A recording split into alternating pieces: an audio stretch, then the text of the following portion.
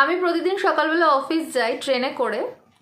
তো আমি এত বোকা কি বলবো, আর নিজের বুদ্ধি জোরে একদম ফালতু আজকে কাজ করে ফেলেছি। তো আমি ট্রেনে উঠেছিল স্ট্রবেরি, তো এখানে 1 2 3 4 টোটাল আমি 4টে বক্স স্ট্রবেরি কিনেছি। তো স্ট্রবেরিগুলো বলেছিল একদম মধুর মতো মিষ্টি।